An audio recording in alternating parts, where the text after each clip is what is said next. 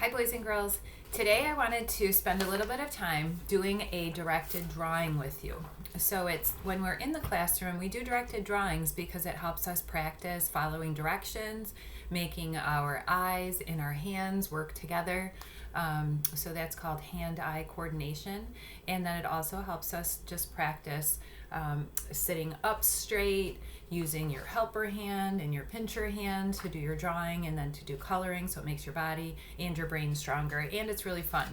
So we have done, we did holiday Christmas ones, we did a leprechaun one, and now, we did Dr. Seuss, I forgot about that, the Cat in the Hat, and today I would like to teach you this one. Now this one's kind of tricky, but you've practiced it lots of times with me in the classroom.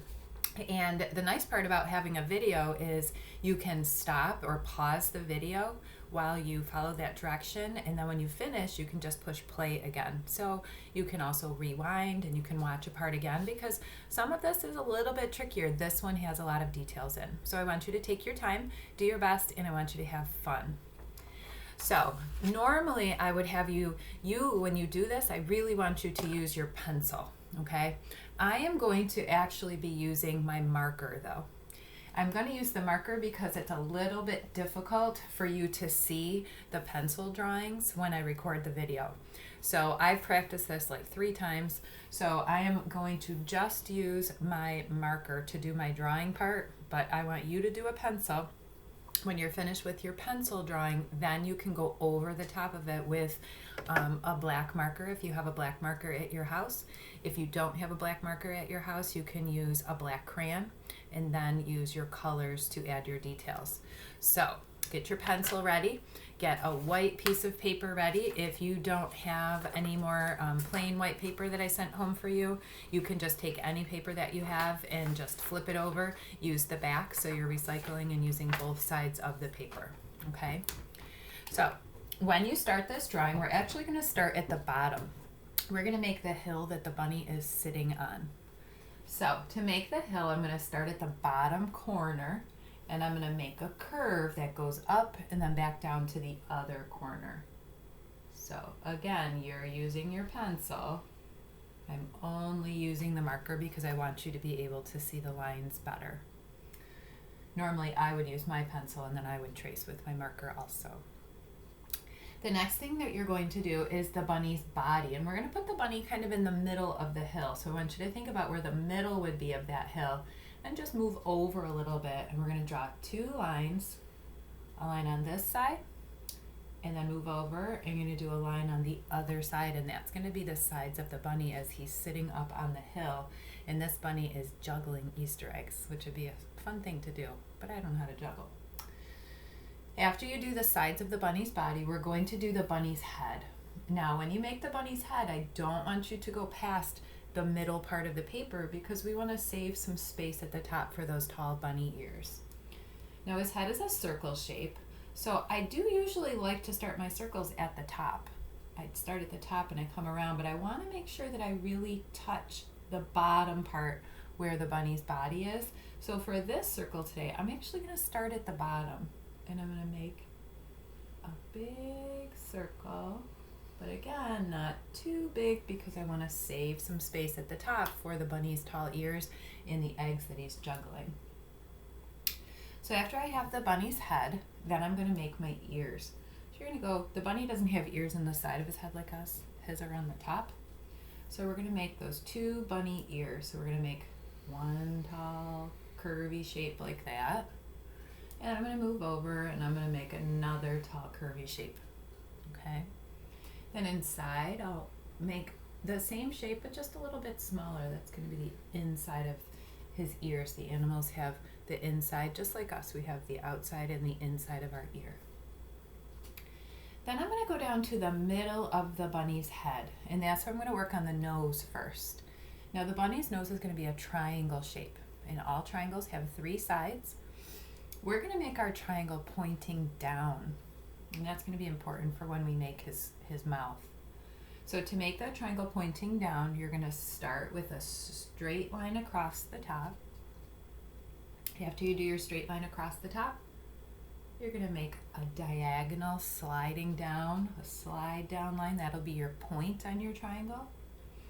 And then when you're down at the point, you're going to make a diagonal climbing up, just like climbing up a ladder. And then you'll have your triangle nose. And again, if you need extra time, boys and girls, just pause your video so you can take your time. Now to make his mouth, I'm going to use that point that I have at the bottom of his nose. And I'm going to just make a little line that goes down like that. And then I'm going to do a curvy shape that touches the bottom of the line. And so it's like kind of like a smile, and that's going to make the bunny's mouth and his nose. And remember, we learned a lot when we do bunny breaths that the bunny's nose kind of goes up and down, and it makes his mouth move a little bit too. Then I'm going to do 2 circles, and these circles I'm actually going to fill in. So when you make them with your pencil, just draw 2 circles, and then when you outline with your marker, fill those 2 circles in. Now a bunny has whiskers. Okay, these are the details. I'm going to do 1, 2, 3 whiskers on this side, and I'm going to go over and do 1, 2, 3 whiskers on the other side. Now I know a bunny has, he has 4 legs. He has 2 in the front and 2 in the back. But this bunny's kind of sitting up, so we can't really see his legs in the back because he's sort of sitting on them. But if I imagine in my mind, I could probably see the little tail of the bunny if he was sitting up. So I'm going to make a little bumpy shape on the side, and that's going to be the bunny's tail, his little cottontail. Now this bunny has I'm going to have him have a different color fur for his belly underneath. So I'm going to make a little curvy shape right there in the middle of his belly. Now because our bunny in our picture is juggling, we're going to have his 2 front legs sticking out. Okay, they're sort of going to look like they're hands that he's juggling with. So to do that, you're going to go on the side of the bunny's body. You're going to make a line that goes straight out and another line that goes straight out. And then you're going to do a curve up and down and then connect. And then over on this side, you're going to do another line that goes straight out. And then another one, maybe the bottom one looks like it has to be a little bit longer. And then you're going to make a bump up, curve up, and then straight down. And that's going to make the hands of the bunny to juggle. Now, the bunny's juggling Easter eggs, and we've talked a lot about shapes in math, and the shape of an egg is an oval. So we're going to make the ovals, and we are going to make 5 eggs, 5 ovals. So I'm going to move up from his hand just a little, and I'm going to do 1 oval. And then close to the ear, but not touching it, I'll do another oval.